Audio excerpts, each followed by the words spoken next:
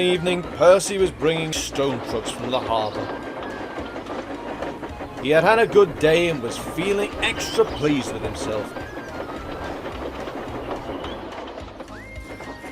However, he was tired of his quarrel with Thomas and wanted to be friends again. He was so busy thinking how he would tell Thomas and Toby about his expert handling of the trucks that he forgot to keep a good lookout.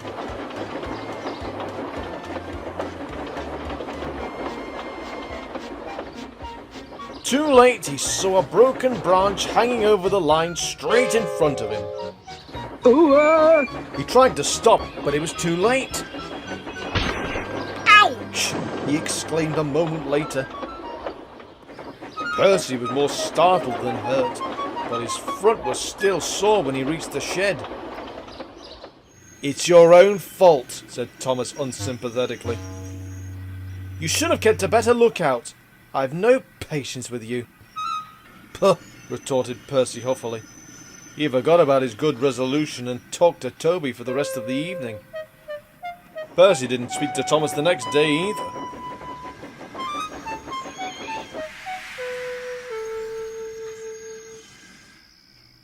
"I say, Toby," he said in the shed that evening, "what's a drip, do you know?" Toby pondered. "It's when rain comes through a hole in your cab and the fireman hasn't got time to mend it," he decided at last. "That's silly," objected Percy. "I heard a boy on the platform call his friend one this afternoon. I'm sure he couldn't have come through a hole in my cab," he added earnestly. Thomas was tired of being ignored. "That's different," he interrupted loftily. "That boy thought his friend was being a coward, silly, or a spoilsport." Percy thought about this.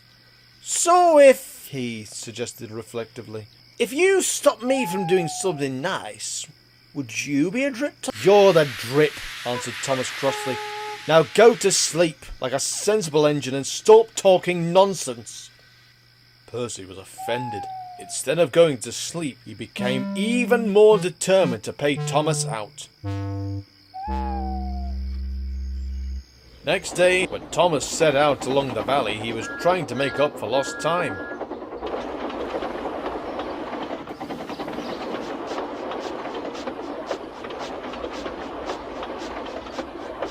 Suddenly, there was a loud bang, and something hard hit the bottom of his left-hand water tank. "Ouch!"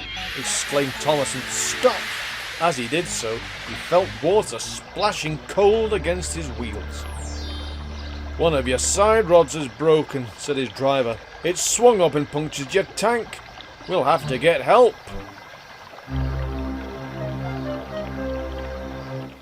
That afternoon, Percy was shunting. The station master came up.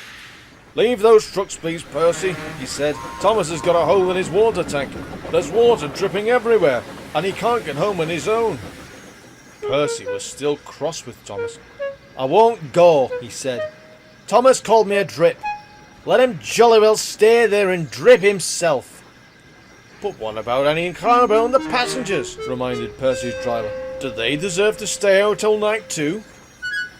Percy was sorry at once. "I forgot them," he said.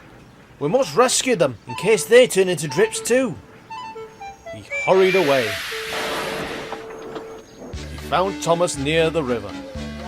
Everyone was glad to see him, and the passengers thanked him for coming. "I'm sorry if I was rude," said Thomas as Percy helped him back to the shed. "That tank of mine turned me into a bigger drip than we expected, didn't it? Can we be friends again, please?" Percy was delighted to agree.